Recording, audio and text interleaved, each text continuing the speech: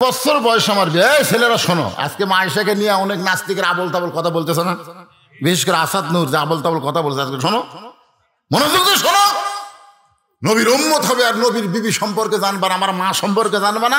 আয়েশা হচ্ছে আমাদের মা, যেরকম কে উম্মাহাতুল মুমিনিন। 6 বছর বয়সে নবীর সঙ্গে বিয়ে হয়েছে। কয় বছর? আর 9 বছর বয়সে নবীর ঘরে আইছে। মা আয়েশার বয়স যখন 18 বছর তখন নবী বিদায় নিছে। সর্বসাকলে নবীর ঘরে থাকছে কয় বছর? হিসাব করলো না। 6 বছরে বিয়া হয়েছে, 9 বছর ঘরত আইছে, আর 18 বছর বয়সে নবী বিদায় নিছে। তাহলে কয় বছর? 9 বছর। আয়েশা বলতেছে আমি নবীর সঙ্গে ছিলাম। এই 9 বছরের মধ্যে আমি মাত্র 3 বার, কয়বার? 3 বার আল্লাহর নবীকে দেখছি। 9 বছরে দেখছি মাত্র 3 বার। আর সবসময় তিনি আমার স্বামী ছিলেন। আর নবী হিসেবে দেখেছি মাত্র কয়বার? 3 বার। আর সবসময় কি ছিলেন? স্বামী ছিলেন। এখন তোমরা বলো, এই 3 বার নবীর কথা শুনবা না সবসময় স্বামী ছিল সেটার কথা শুনবা? তুমি এরা বললো আমরা তো গোলক ধারত পড়ে গেলাম। ঠিক আছে, আপনার স্বামীর সম্পর্কে শোনার আগে আপনি যে 9 বছরে 3 বার নবীকে দেখলেন, এই নবী সম্পর্কে একটু আমরা জানতে চাই। আজকে যারা আমরা নবীর উম্মতের দাবি করি, সেই নবী সম্পর্কে আমাদের জানার দরকার আছে না নাই? অবশ্যই বলবো। বাগান একটু ধৈর্য ধারণ করবেন। জোহরের 4 রাকাত নামাজ কেমনে পাইলাম এটা বলার জন্য ইব্রাহিম আলাইহিস সালামকে আগুনের চুলার মধ্যে পড়ে গেল। আগুনের চুলার মধ্যে যখন পড়ে গেছে, আপনার বলেন তো আগুন কি আগুন আছে? কুলনা ইয়া নারু কুনি বারদাও ওয়া সালামান আলা ইব্রাহিম। ইব্রাহিমের জন্য আল্লাহ আগুনকে শান্তিদায়ক বানায় দিল। ওই আগুনের চুলার মধ্যে আমাদের জাতির পিতা 40 দিন ছিল। জোরে কোন কয় দিন? আগুন যখন শান্তির বাগান পায়, ইব্রাহিম আলাইহিস সালাম এক নিয়তে 4 রাকাত নামাজ আদায় করে। জোরে কোন কয় রাকাত? ওই 4 রাকাত নামাজ আল্লাহর এত ভালো লাগছে, আল্লাহ লাইলাতুল মিরাজে নবীকে 4 রাকাত নামাজ দেয়। বলেন নবী গো, এই যে 4 রাকাত নামাজ যদি জোহরের সময় আপনার উম্মতেরা আদায় করে, ইব্রাহিম নবী সমপরিমাণ সওয়াব আমি আল্লাহ দান করে দিব। খালি সুবহানাল্লাহ বললে হবে না, জোহরের নামাজ জামাতের সঙ্গে আদায় করা লাগবে। সাহাবীদের আগ্রহ বেড়ে গেল, ইয়া রাসূলুল্লাহ, যোহরের নামাজ আদায় করলে ইব্রাহিম নবীর সমপরিমাণ সওয়াব যদি আল্লাহ দেয়, তাহলে আসরের নামাজ আদায় করলে আমাদের ফজিলত কি আমরা একটু শুনতে চাই।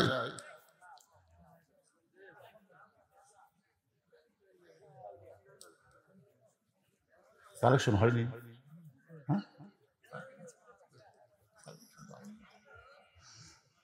আরে আমার জামাই হচ্ছে কালেকশনের বাপ, তারপরেও কালেকশন হয়নি? আপনাদের ভিতরে কি গামছা ব্যাগ দেয়নি? তো হয়নি কোন কেন? একটা গানই যথেষ্ট, কালেকশনের একটা গানই যথেষ্ট। গানটা আপনারা জানেন? গোরস্থানের একটু মাটি বায়না করে রাখ, কখন যেন আসতে পারে, কখন যেন আসতে পারে তোমার মরণের ডাক। গোরস্থানের একটু মাটি বায়না করে রাখ। আপনার বলেন তো, সর্বশেষে যেই ব্যক্তি কবরে যাবে কতদিন থাকা লাগবে? না, 50,000। 40,000 হাদিসে এই রাবির দিক দিয়ে একটু দুর্বল, কিন্তু 50,000 হাদিসটা সহি। এই জন্য আমরা বলবো কত হাজার? জোরে বলেন কয় হাজার? দুনিয়াতে যে বাড়ি ঘর আমরা তৈরি করলাম কত বছর? 50-60 ঊর্ধ্বে ধরে। সেই হিসাবে আমার আর থাকার অধিকার নেই। এই কথা কেমনি বলে যে গোরস্থানের জন্য আদায় হয়নি?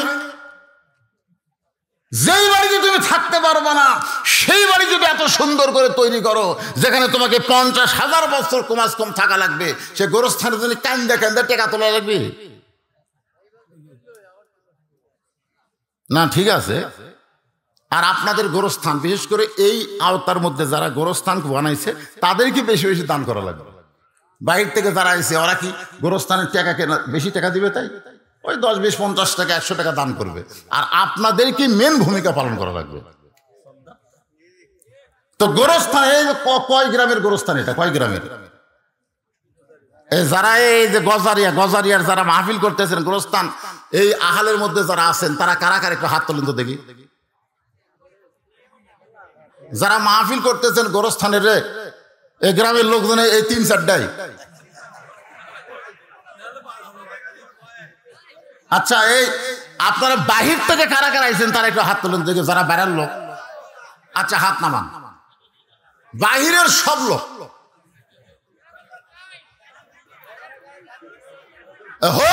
হইছই না। আপনি যেখানেই যান গোরস্থানের জন্য দেওয়ারটি হলো মৃত্যুকে আপনার খেয়াল আছে, মৃত্যুকে আপনার খেয়াল আছে।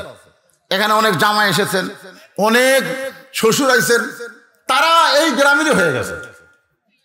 এই গ্রামের জামাই আছে, শ্বশুর আছে, বিয়ে আছে, তারা হয়তো আজ গাইছেন। তাদেরকে আমি বলবো, আমাকে বলতেছে হুজুর গোরস্থানের জন্য তেমন কিছু আদায় হয়নি। আমি আজকে কবরের পাথেয় জোগাড় নামাজের কথা বলতেছি। নামাজের ওয়াজ সবাইকে ভালো লাগবে না। আমার ওস্তাদ আমাকে বলেছে, যারা সুদ খায়, তুমি যদি সুদের বিরুদ্ধে ওয়াজ করো এদের কলিজার মধ্যে আগুন ধরবে। যে শালারা বেয়া নামাজি, এদের নামাজের ওয়াজ ভালো লাগবে না। ধরে কথা কর না কেন? হ্যাঁ, নামাজের ওয়াজ ভালো লাগবে না, নামাজই পড়ে না তো। বুড়া হয়ে গেছে তারপরে নামাজ পড়ে না। ইমাম মালিক রহমতুল্লাহ বলেছেন, কোন বেয়ানামাজ যদি মারা যায় আর কোন নামাজ যদি তার জানাজায় হাজির হয়, তার আমল নামায় 1 হুকবা পরিমাণ পাপ হবে। ছাত্ররা বললেন, হুজুর বেয়ানামাজির জানাজা তো যাওয়া যাবে না। ইমাম মালিক বললেন, পরিবেশের চাপ যদি থাকে তুমি অজু ছাড়া যাবা। যদি পরিবেশের চাপ থাকে যে জানাজাত না গেলে গ্রামের লোক কি বলবে, তাহলে তুমি অজু ছাড়া যাবা। অজু করে না, অজু ছাড়া। অজু করা অবস্থায় যদি বেনামাজে জানাজাত যাও, তাহলে তোমার আমল নামায় 1 হুকবা পরিমাণ পাপ হবে। কেন পাপ হবে শোনেন। বাইনাল আবদি ওয়াল কুফরি তরকুস সালাত। আল্লাহ রাসূল বলেছেন, বান্দা আর কাফের এই দুইটা পৃথক করার জিনিসটার নামই হলো নামাজ। যারা বান্দা তারা হলো নামাজি, আর যারা কাফের তারা হলো বেনামাজি। আমি যেই বলবো বেয়ানামাজি, আপনারা বলবেন কাফের, বলতে পারবেন না। বেয়ানামাজি, আরো জোরে বেয়ানামাজি। আর নামাজিরা জান্নাতি, নামাজিরা ফাদখুলি ফি ইবাদি ওয়াদখুলি জান্নাতি। আর পাশেই আপনাদের এখান থেকে সামান্য দূরেই কিন্তু সারিয়াকান্দি, জোরে এখন ঠিক কিনা? গত বছর দিনের বেলায় আমি একটা মাহফিল করছিলাম, আপনাদের মনে আছে? পাশে আর একটা আমার করবার দেয়নি। যাই হোক, যেটা দেয়নি সেটা বাদ দেন। যেটা করছিলাম ওইখানে কিন্তু আমি আসরের নামাজের আলোচনা করছিলাম। ওই জায়গায় আমি আসরের নামাজের আলোচনা করছিলাম। এই জন্য আজকে আর নতুন করে আসরের ওয়াজ করবো না, এখন ওয়াজ করবো মাগরিবের 3 রাকাত। তোর এখন কয় রাকাত? হ্যাঁ, সেদিন শোনেন না? আচ্ছা, তাহলে পরে বলবো। এখন মাগরিবের 3 রাকাত নামাজ। আপনারা বলেন তো 5 ওয়াক্ত নামাজ, 4 ওয়াক্ত কিন্তু জোর। ফজর 2 রাকাত হলেও কিন্তু জোর। জোহর 4 রাকাত জোর, আসর 4 রাকাত জোর, এশা 4 রাকাত জোর, আর মাগরিবের 3 রাকাত হলো বেজোর। বেজোর না? আচ্ছা, 5 ওয়াক্তের মধ্যে 4টাই হলো জোর। জোর আর বেজোর বুঝুন তো আপনারা। তাহলে মাগরিবের 3 রাকাত কি? সাহাবারা বললেন, এ রাসূলুল্লাহ, এই বেজর মাগরিবের 3 রাকাত নামাজ আদায় করলে আমাদের লাভটা কি? রাসূল বললেন, তাহলে শোনো, এই যে কোরআন শরীফের শুনতেছেন, এই কোরআনের মধ্যে একজন নবীর নাম আছে। সেই নবীর নাম হলো ইয়াকুব নবী। জোরে কোন কি নবী? ছেলেরা আমার সঙ্গে, মুরব্বীরা না, ছেলেরা একটু আমার সঙ্গে বলবা, ইয়াকুব নবী বাস করিতেন কেনানে, সবার চাইতে ভালোবাসতেন ইউসুফকে। ইয়াকুব নবীর কিন্তু 2টা বউ ছিল। কয় বউ? 2 বউ। বাবা আদম থেকে আমাদের নবী পর্যন্ত যত নবী দুনিয়াতে আইছে, একজন নবী খালি একটা বিয়া করছে বউ না পাওয়ার কারণে। বউ না পাওয়ার কারণে কয় বিয়া? একজন নবী, তার নাম হলো আদম আলাইহিস সালাম। বউ পায়নি, কারণ যে কয়টা মেয়ে মানুষ সবই তার মেয়ে, জন্ম দেওয়া মেয়ে আর ছেলে। বউ না পাওয়ার কারণে হাওয়াকে নিয়েই কিন্তু আদম নবী ছিল। আর একজন নবী এখনো বিয়া করেনি, তার নাম হলো ঈসা আলাইহিস সালাম। আর প্রত্যেকটা নবী কম করে হলেও 2টা করছে, বেশি 100 পর্যন্ত করছে। কম করে হলো কটা? 2টা করছে। এই জন্য আল্লাহ কোরআনে যেখানে বিয়ের আয়াত দিয়েছে সেখানে 2 দিয়ে শুরু করছে। তোমরা 2টা বিয়ে করো, মজা পাবা। 1 বউ রাগ করলে আর 1 বউয়ের কাছে যাবা। জোরে কোন কথা ঠিক কিনা? আর একটা লিয়েই যদি থাকো, তোমার জীবনে মজা নাই। কোনো বউ যদি রাগ করে খালি এই তুই রাগ করছো আর কাছে যাবো, দৌড়ে এসে পা ধরে বলে যাই না আমি ভালো হয়ে গেছি। মেয়েদেরকে যদি সাইজ করতে চান সামর্থ্য থাকলে আর একটা বিয়ে করেন, আপনার জীবন শান্তিময় হয়ে যাবে। খালি অর্থের দিক দিয়ে সামর্থ্য না, ওই দিক দিয়ে সামর্থ্য হওয়া লাগবে। জোরে কোন কথা ঠিক কিনা? ওই দিকে কোন দিক ওটা ইশারা করে বললাম, পরে বুঝে নেবেন। তাহলে ইয়াকুব নবী 2টা বিয়ে করছেন। জোরে কোন কয়টা? 2টা বইয়ের পেট থেকে আল্লাহ তাকে 12টা সন্তান দিয়েছিল। জোরে বলেন কয়টা? একটা বইয়ের পেট থেকে মাত্র 2টা ছেলে, আর একটা বইয়ের পেট থেকে 10টা ছেলে। এই 10টা ছেলে অত্যন্ত খারাপ ছিল, 2টা ছেলে অত্যন্ত ভালো ছিল। ইয়াকুব নবী নির্জনে বসে আল্লাহর কাছে কান্দের বলে, আল্লাহ আমার 10টা ছেলে এত খারাপ হলো কেন? আমি নবী হয়ে জন্ম দিলাম, তারপরে 10টা ছেলে আমার এত খারাপ হলো কেন? আর আমার 2টা ছেলে এত ভালো হওয়ার পিছনে কারণ কি? আল্লাহ বলে, ইয়াকুব তুমি বাবা, তুমি বুঝবা না, সন্তান ভালো মন্দ এটা বাপের কারণে হয় না, এটা হয় মায়ের কারণে। তোমার যে 10টা ছেলে খারাপ, এ 10টা হলো তোমার ওই বউটাও খারাপ। ধরে কোন কি খারাপ? আজকে যেই ছেলেরা কোরআনের মাহফিল হিসাব মেলার মধ্যে ঘুরতেছে, রাস্তায় ঘুরতেছে, কোরআনের মাহফিলে বসার সৌভাগ্য হচ্ছে না, বুঝবেন ওই ছেলের দোষ না, দোষ হলো ওর মায়ের। দোষ হলো কার? এই জন্য খ্রিস্টান নেপোলিয়ন বলেছে, ভালো একটা ছেলে যদি তোমরা চাও তাহলে ভালো একটা বাবা লাগবে না, ভালো একটা মার বড় দরকার। আজকে আমরা ভালো ছেলে যদি পাওয়ার চাই, ভালো মায়ের দরকার আছে না নাই? 10টা ছেলে রক্ত মাখা জামা নিয়ে ইয়াকুব নবীর সামনে কাঁদতেছে। এটা কিন্তু আসল কান্না না, এটা হলো অভিনয়ের কান্না। চোখ দেখালে দরদর করে পানি পড়তেছে। ইয়াকুব বলে, খবর কি বাবা? বলে, এই যে আব্বা ইউসুফের জামা, অনেক চেষ্টা করে বাঘের হাত থেকে ইউসুফকে আমরা রক্ষা করবার পারিনি, কিন্তু জামা রক্ষা করছে। আপনার বলেন তো এর মধ্যে ষড়যন্ত্র আছে না নাই? আচ্ছা, বাঘ যদি ইউসুফকে ধরে তাহলে আগে কি ইউসুফকে ধরছে না জামা ধরছে? জামা দেখে যে রক্ত মাখা জামা, কিন্তু কোনো জায়গা ছিঁড়েনি, ছিঁড়া ফাটা কিছুই নাই, সে জামা রক্ত মাখা। ইয়াকুব নবী বুঝবার পারলেন যে এরা ষড়যন্ত্র করছে, কিন্তু জবান খুললেন না, কারণ জবান খুললেই বিপদ। এই কারণে তিনি ঘরের মধ্যে গেলেন। ঘরের মধ্যে গিয়ে রক্ত মাখা জামা নিয়ে আল্লাহর কাছে বললেন, আল্লাহ আমার 10টা সন্তান ষড়যন্ত্র করতেছে, আমি তোমার কাছে বলতেছি, আল্লাহ আমার ইউসুফ যেখানে থাকে না কেন তুমি তাকে হেফাজত করো। আপনারা বলেন তো, সন্তানের জন্য বাপের দোয়া কবুল হয় কি হয় না? শ্বশুরের হয়? কথা কয় না। বাপের দোয়া কবুল হয় কি হয় না? মায়ের দোয়া কবুল হয় কি হয় না? ডিসেম্বরের 1 তারিখ আমার অ্যাক্সিডেন্ট হলো। আমার গাড়িকে ট্রাক এবং বাস মেরা দিল। আপনারা সবাই দেখছেন ফেসবুকে, সোশ্যাল মিডিয়ায়, আমি ওটা ছেড়ে দিছি। গাড়ি গুঁড়া হয়ে গেছে, কিন্তু আমার কিছু হয়নি। সব আল্লাহর না রে। এইখানে আমার মা, আব্বা 18 সালে মারা গেলে মা আমাকে বললো, বাবা তুই বাপের জানাজা যেভাবে করলি, আমি মরে গেলে এরকম কান্দা জানাজা করা লাগবে, ওয়াদা দে। আমি বললাম, মা আপনি আগে মরবেন না আমি আগে মরবো? কেমনে বলবো? বলে, আমি মা হয়ে দোয়া করতেছি, আমার আগে তুই মরবি না কেন? সবসময় যদি 5 ওয়াক্ত নামাজ পড়ে তোর জন্য দোয়া করি, মরবি কেমন? আমি সেদিন বুঝলাম যে মায়ের দোয়ার কারণে মাও যে আমার এখনো মরেনি, মাও যদি মরতো আমি বাঁচতাম না, কারণ জানাজা করা লাগবে। এই জানাজা করার জন্য আল্লাহ মায়ের দোয়ায় এখন আমাকে অক্ষত রাখছে। ধরে করো সুবহানাল্লাহ। তাহলে মায়ের দোয়া কবুল হয় না, শাশুড়ির দোয়া? ধরে কোন কার দোয়া? বাপের দোয়া না শ্বশুরের দোয়া? বাপের দোয়া না দয়াল বাবার দোয়া? দয়াল বাবার দরবারেতে কেউ ফিরে না খালি হাতে, দয়াল বাবার দরবারেতে কেউ ফিরে না খালি হাতে। শালি বাবা, কেল্লা বাবা, এই বাবা নিয়ে যারা জিকির করে এরাই হলো 1 নম্বর ভণ্ড। জিকির করতে হবে কার? শুধুমাত্র আল্লাহ ছাড়া অন্য কারো নামে জিকির করা যাবে? এমনকি নবীর নামও জিকির করলে শিরক হবে। কারণ নবীর নামে একটা গান গাইছিল আব্দুল আলিম, নবীর নাম জপে যেজন, নবীর নাম জপে যেজন, সেই তো দোজাহানের ধনী। সমস্ত আলিম কইল আব্দুল আলিম শিরক করতেছে, নবীর নাম জপে যেজন, এই জায়গায় বলতে হবে আল্লাহ নাম জপে যেজন, আল্লাহ নাম জপে যেজন, সেই তো দোজাহানের ধনী। তখন শিল্পী আব্দুল আলিম বলল, ভাইজান তাহলে আমি কি বলবো? তখন তারা বলল, আলেমরা বলল, আপনি বলেন নবীর নাম ভাবে যেজন, নবীর নাম ভাবে যেজন, সেই তো দোজাহানের ধনী। নবীকে ভাবা যাবে কিন্তু জপা যাবে না। জিকির করতে হবে একমাত্র কার?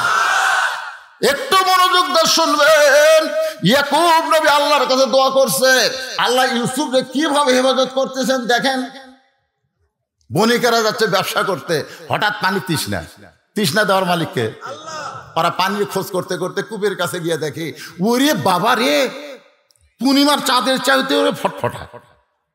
একটা যুবক গান গাইছে, কুত্তার বাচ্চা ফুটফুটা সুন্দর, তোর হাওড়া ভাঙ্গা দিবি রে, হাওড়া ভাঙ্গা দিবি, কুত্তার বাচ্চা। লাকাদ খলাকনাল ইনসানা ফি আহসানি তাকবীম, বলতে হবে মানুষের বাচ্চা ফুটফুটা সুন্দর। ধরে কোন কার বাচ্চা? কথা কয় না। আপনার কি কুত্তার বাচ্চা না মানুষের বাচ্চা? ওই যে কইল কুত্তার বাচ্চা, কুত্তার বাচ্চাটা কি বুঝালো? পরে বলতেছে ডাল চোর, গম চোর, আর কুন্ডা ভোট চোর, আরো কত চোর আমাকে দেশত আছে না নাই, ওদেরকে কিন্তু লক্ষ্য করে বলেছে কুত্তার বাচ্চা। ওটা বলার পেছনে কারণ হলো আল্লাহ বলেছেন, সুম্মা রাদাদনাহু আসফালা সাফিলিন। কর্মদোষী মানুষ পশুর চাইতেও জঘন্য হয়ে যাবে। একটু মনোযোগ দিয়ে শোনেন, ইয়াকুব নবীর দোয়া আল্লাহ কিভাবে কবুল করছে। ওরা কূপের কাছে আইসা থাকে ফুটফুটা পূর্ণিমার চাঁদের মতন সন্তান, এত সুন্দর সন্তান, তোলা নিয়ে ব্যস্ত হয়ে গেছে। পানি পান করবি, ইউসুফকে তোলা নিয়ে ব্যস্ত, উপরে তুলে খালি বলতে আমি নেবো, ওইটা আমি নেবো, সবাই কাড়াকাড়ি লাগছে। সুবহানাল্লাহ সুবহানাল্লাহ, এরা তোরা কুয়ার মধ্যে ফেলা দিলি, তাকে নেওয়ার জন্য কাড়াকাড়ি দেখছেন। সবাই যখন কাড়াকাড়ি করতেছে, মনিব সর্দার, ওই বণিকের সর্দার বলতেছে এক কাম করা হোক, এই কাড়াকাড়ি না করে এক টুকরা টুকরা করি, টুকরা টুকরা করে আমরা ব্যাটালি। তখন সবাই বলতেছে মনিব এক যদি টুকরা টুকরা করেন ই পৌঁছে যাবি, বাঁচে থাকবি। বলে তাহলে কাড়াকাড়ি করিস করে, সব বাজার বেশি বেশি টাকা ভাগ করলে। এখন মানুষ বেচার বাজারে নিয়ে গেছে ইউসুফকে, নবীর ছেলে ইউসুফ নবী, ধরে কোন সুবহানাল্লাহ। ওই বাজারে বহু মানুষের খরিদ্দারের ভিতরে দুইটা খরিদ্দার স্পেশাল ভাবে ঘুরতেছে, একটা হলো আজিজ মিশর আর একটা হলো জোলাইখা। একজনের নাম কি? আজিজ মিশর। আজিজ মিশর হল স্বামীর নাম, আর জোলাইখা হলো বইয়ের নাম। বউ ঘুরতেছে সামনে সামনে, স্বামী ঘুরতেছে পিছনে পিছনে। একটাই মাত্র অপরাধ, বউকে সামনে দিয়ে স্বামী পিছনে থাকা অপরাধ হলো বহুদিন হলো বিয়ে হচ্ছে কিন্তু বাচ্চা হচ্ছে না। কি হচ্ছে না? আসলে বিয়ে করার পরে বইয়ের কোলে যদি বাচ্চা না দেওয়া যায়, ওই স্বামী কিন্তু অসহায়। মেয়ে মানুষ কয় তুমি যতই বিল্ডিং দাও, যতই গলার মালা দাও, একটা বাচ্চা দাও, আমাকে একটু মা মা বলে ডাকবে, আমি একটু বুকের মধ্যে চাইপা ধরবো। মেয়েরা কিন্তু মাতৃত্বে খুশি, জোরে গান ঠিক কিনা? জোলাইখার বাচ্চা হয় নাই, বিয়ে হয়েছে বহুদিন। দেখি তো ছোট্ট মানুষের মধ্যে একটা ফুটফুটা বাচ্চা পাওয়া যায় কিনা। ইউসুফের সামনে দাঁড়ায় জোলাইখা হিঁকা নিলেন। আজিজ মিশর বলে খবর কি? বলে এত সুন্দর সন্তান আমি জীবনে কোনোদিন দেখি নাই, এইটারে আমি সন্তান হিসাবে নিবার চাই। ধরে কারণ সুবহানাল্লাহ। মনিবের সর্দার মুচকি মুচকি হাসতেছে। অন্য মনিব গুলাকে হাসেন কেন, বণিক গুলাকে হাসেন কেন? বলে হাসার কারণ হলো মেয়ে মানুষ যখন কোনো জিনিসের পছন্দ করে বুঝতে হবে তার দাম 10 গুণ বেশি। এই জন্য বউ নিয়ে খবরদার মার্কেট যাবেন না। আপনার বউ যদি কোনো জিনিস পছন্দ করে, কাপড়ওয়ালা 10 গুণ দাম বাড়াবে। কারণ মেয়ে মানুষ যদি কোনো জিনিস পছন্দ করে, আপনি যদি না লিয়ে দেন, ওই ওর থেকে ঘন ঘন শুরু করবি, ও আর কোনো জিনিসই ভালো লাগবে না, আর মার্কেটে থাকবো না। এই জন্য মেয়ে মানুষের জিনিসের দাম 500, আপনি বউ লিয়ে গেলে দাম চাবি 5000, 5000, 750, 5000। এখন জোলাইখা যেই মাত্র কইছে এই বাচ্চা আমার পছন্দ, বণিকের সর্দার বলতেছে 1 লক্ষ স্বর্ণ মুদ্রা। আজিজ মিশর বলে একটা বাচ্চার দাম কি এত হয়? জুলাইখা বলে আমি পছন্দ করলাম, এই কারণে তোমার কাছে টাকা বাজে। 1 লক্ষ স্বর্ণ মুদ্রা দিয়ে ইউসুফকে কিনে নিয়ে গেলেন। লালন পালন করতেছেন মায়ের মতো।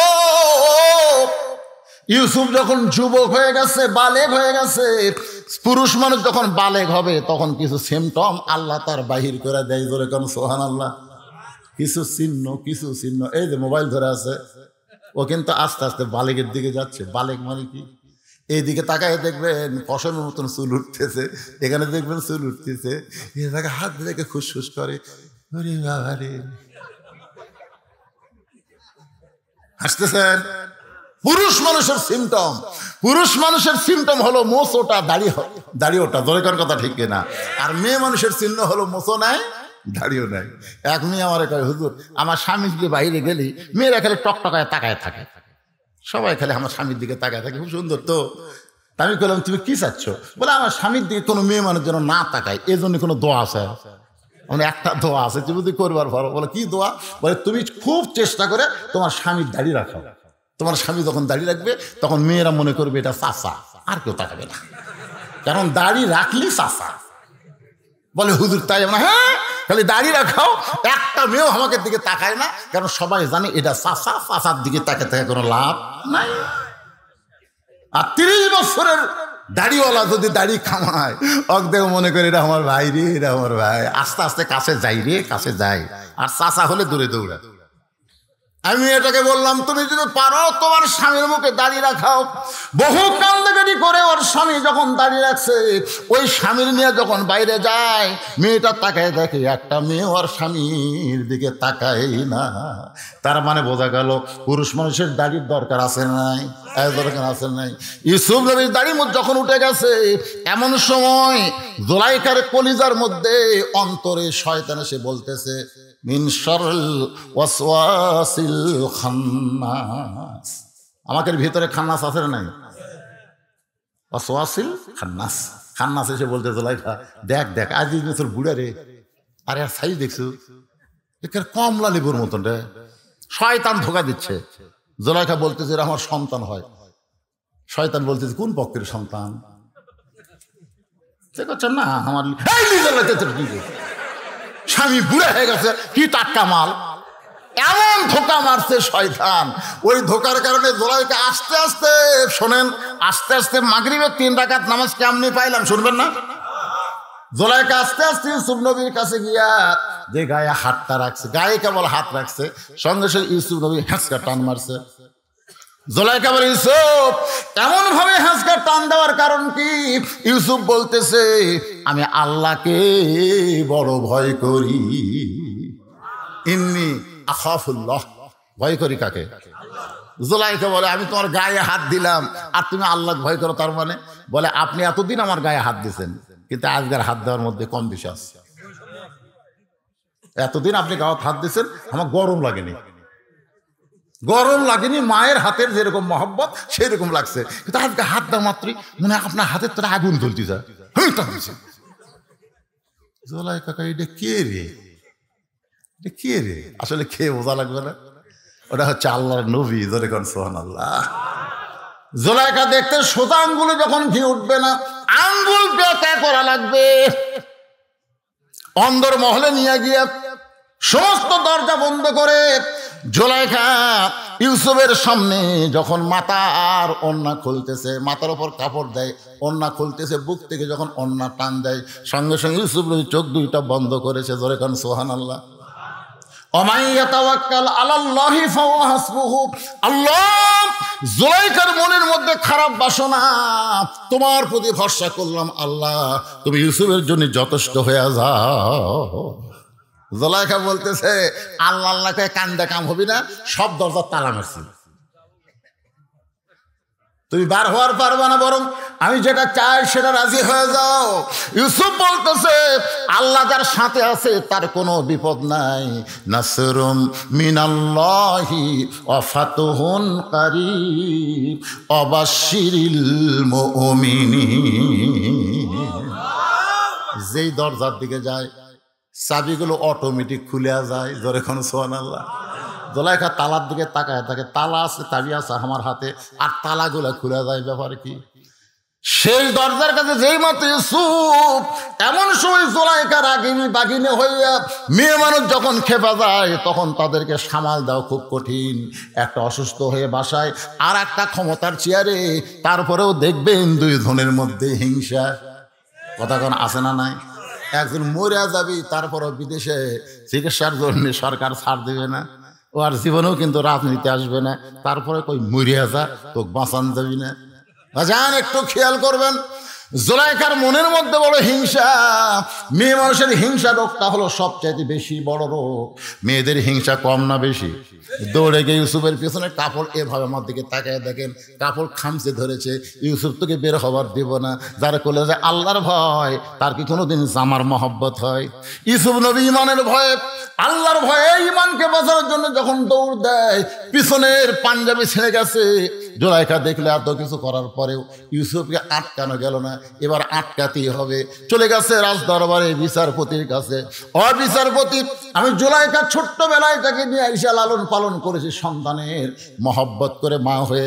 আজকে সেই সন্তান আমাকে অন্দর মহলে নির্যাতন করতে চায়, আমাকে ধর্ষণ করবার চায়, অ্যাটেম্প টু ধর্ষণ। ওগো বিচারপতি শোনেন, আমি ইউসুফের বিরুদ্ধে আপনার কাছে নালিশ করলাম। ইউসুফ আজকে আমাকে ধর্ষণ করবার চাইছিল, আমি বহু চেষ্টা করে ইউসুফের হাত থেকে আমাকে হেফাজত করেছি। সঙ্গে সঙ্গে বিচারপতি বলতে, জুলাইখা আপনি কোনো টেনশন করবেন না, ইউসুফের বিচার হবে, ইউসুফের বিচার হবে। আজিজ মিশর কিন্তু মিশরের প্রধানমন্ত্রী, তিনি পাশেই বসে চিন্তা করতেছেন, আমার ইউসুফ, জোরেখান সুবহানাল্লাহ, আমার ইউসুফ তেমন কাজ করতে পারে না, এটা জুলাইখার কারসাজি। সমস্ত বিচারপতি বলতেছে, আপনি কোনো টেনশন করবেন না, আপনার বিচার হবে। কিছুক্ষণ পর আজিজ মিশর ঘরের মধ্যে এসে দেখে জুলাইখা ড্রেসিং টেবিলের সামনে মুচকি মুচকি হাসতেছে।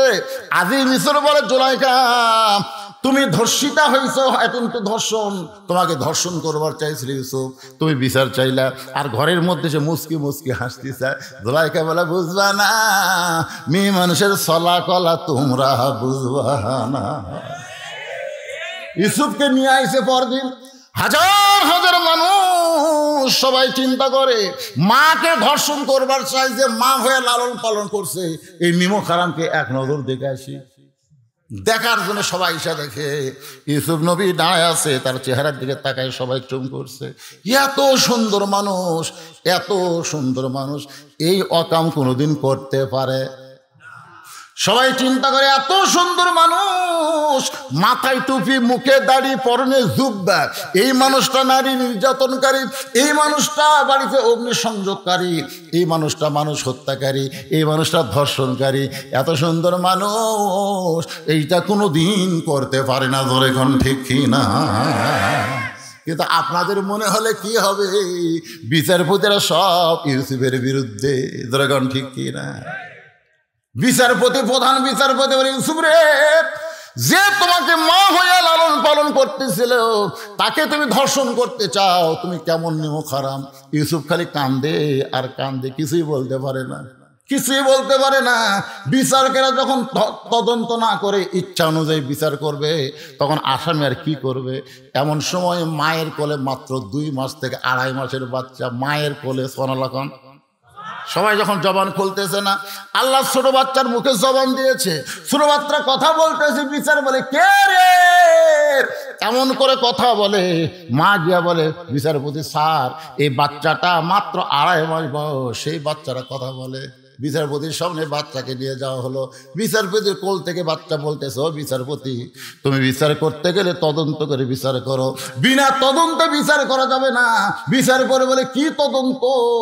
ছোট্ট বাচ্চা বলতেছে, তাকায় দেখো, ইউসুফের জামার যদি সামনে ছেঁড়া হয় তাহলে বুঝবা ইউসুফ দোষী, কারণ ইউসুফ জুলাইখাকে ধর্ষণ করবার চাইছিল, আর জুলাইখা বাঁচার জন্যে জামার সামনে ছিঁড়ে ফেলে দিয়েছে। কিন্তু যদি দেখো জামার পেছনে ছেঁড়া, তাহলে জুলাইখা দোষী, ইউসুফ বাঁচবার চায়, কিন্তু জুলাইখা পিছন দিকতে ইউসুফকে আটকাবার চায়। এখন ইউসুফের পরনের জামার দিকে তদন্ত করে দেখো, সামনে ছেঁড়া না পিছনে ছেঁড়া। এ কথা বলার সাথে সাথে ওই বাচ্চাটার জবান বন্ধ হয়ে গেছে। জোরে কর সুবহানাল্লাহ। বিচারপতিরা তদন্ত করে দেখে ইউসুফের সামনের জামা ছেঁড়া তো দূরের কথা, একটু ময়লাও নাই, একটু ময়লা নাই। আর পিছন দিকে তাকায় দেখে জামা ছিঁড়ে গেছে। সমস্ত বিচারপতি চোখ বন্ধ করে মনে মনে কয়, ইউসুফ তুমি নির্দোষী, ইউসুফ তুমি নির্দোষী। কিন্তু আমরা জবান খুলবার পারতেছি না, আমরা সাহাপত পড়েছি, আমরা জবান খুলবার পারতেছি না। আজকে তোমার বিরুদ্ধে যে বিচার হবে ইউসুফ, এটা আমাকে অন্তর থেকে না, এটা হলো চাপ। এটা কি চাপ? জোরে কেন, এটা কি? আমরা চাপত পড়ে গেছি, কারণ প্রধানমন্ত্রীর বউ তোমার বিরুদ্ধে রিপোর্ট করেছে। এখন তোমার পক্ষে রায় দিলে আমাদের বিচারপতিগিরি আর থাকবে না, আমাকে বিচারপতির আসন থেকে তাড়াই দিবে। এই জন্যে কি করব, সবাই চাপে পড়ে জবান বন্ধ করে ইউসুফের তদন্ত করে। হঠাৎ আগে মিশর বলতেছে, এই বিচারপতিরা তদন্তের রিপোর্ট কি? প্রধান বিচারপতি বলতেছে ইউসুফ দোষী। আজি দর্শন করছে, কি তদন্ত করলো না? ইউসুফের চোখ দরদর করে পানি পড়ে, আর কান্দার বলে, বিনা দোষে দোষী কইরা আল্লাহ আমায় দিল জেলখানা, আল্লাহ উপায় বলো না। বিনা দোষে দোষী হইয়া ইউসুফ যাচ্ছে জেলখানা। আল্লাহ বলে, কান্দিস না ইউসুফ, জেলখানায় গেলে তোর সম্মান আরো বাড়বে। তোর কারণ সুবহানাল্লাহ। মাত্র 30 মাস জেলখানায় বন্দি থেকে আমির হামজা বার হয়েছে। এই 15 দিনে প্রায় 15,000 দাওয়াত তার কাছে গেছে। আগে আসল 40,000, এখন কয় 1.5 লাখ, এখন কয় লাখ।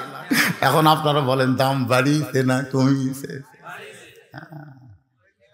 ভালো মানুষকে বিনা দোষে জেলখানায় বন্দি করলে তার সম্মান বাড়ে দেবে। 50 বছর কোরআনে তাফসির করেছে আমার কলিজার টুকরা হুজুর, সে জেলখানার মধ্যেই মারা গেল, হাসপাতালেই মরলো, যেখানে মরছে। জোরে কোন কথা ঠিক কিনা? তাকে যদি একবার ময়দানে আসার সুযোগ দিত, জনগণ বুঝতো পাবলিক কারে কয়। ঠিকই তো, জনগণ বুঝবার পারতো পাবলিক কারে কয়। বাংলার এমন কোনো জায়গা ছিল না যেখানে জনগণের জায়গা দিবার পারতো। জোরে কোন কথা ঠিক কিনা? আপনারা বলেন তো, আগের আমির হামজা এখনকার আমির হামজা কি সমান? মাত্র 30 মাস জেল খাটছে, বিনা দোষে দোষী করে জেলখানা থুয়া। যতই চেষ্টা করো তাদের দাম কমবে, বাড়বে, কমবে না। তাদের দাম বাড়বে কিন্তু কমবে না।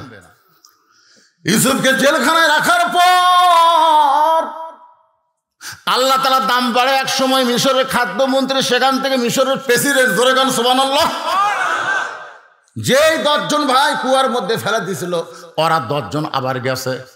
ইউসুফ নবী তখন সিংহাসনে বসে আছে। সুবহানাল্লাহ। মাগরিবের 3 রাকাত নামাজ, আমি কেমনে সেটা বলার জন্য বলতেছি। সিংহাসনে বসে আছে ইউসুফ, আর ওরা 10 ভাই, জি